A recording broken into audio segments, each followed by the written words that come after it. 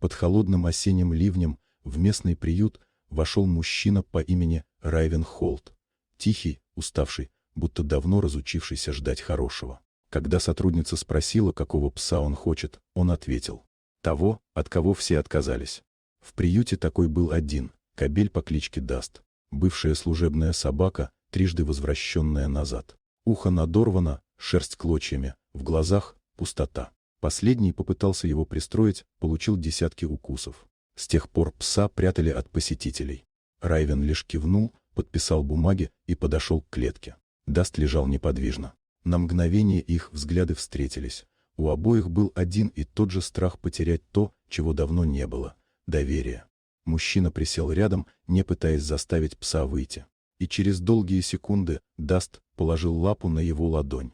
Это стало их первым договором, без слов. Первые дни в доме были похожи на жизнь рядом с тенью. Пес ел только ночью, не приближался, дергался от каждого шума. Райвен не торопил, просто жил своей тихой жизнью, разговаривал вслух, читал книги, включал негромкую музыку, чтобы собака слышала голос, к которому можно привыкнуть.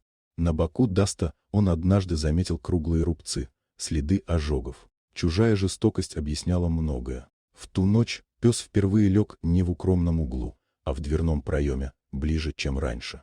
Прошло всего несколько дней, и однажды на рассвете Даст подошел к Райвену сам, легко коснувшись лапой его руки. Так пес показывал: «Я пытаюсь».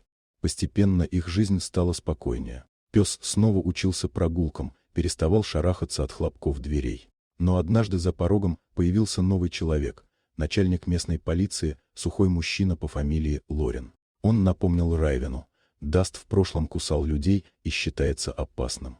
Райвен лишь ответил, что страшнее пустоты в человеческих душах, чем ожесточенного пса.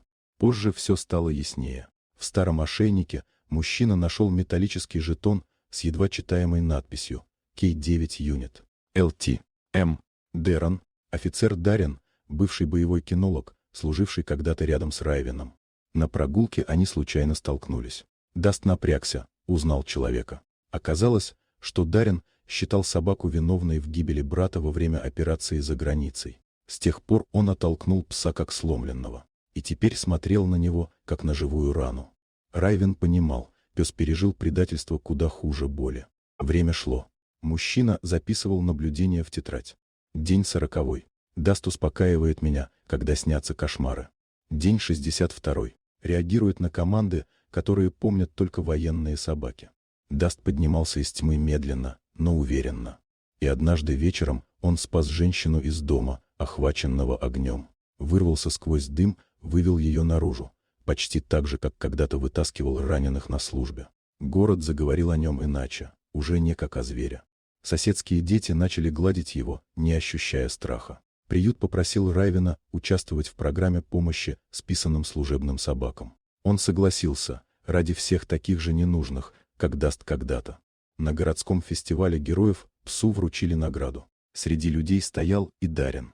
Он подошел, опустил голову и тихо сказал: «Прости, я ошибался. Он — солдат, не чудовище».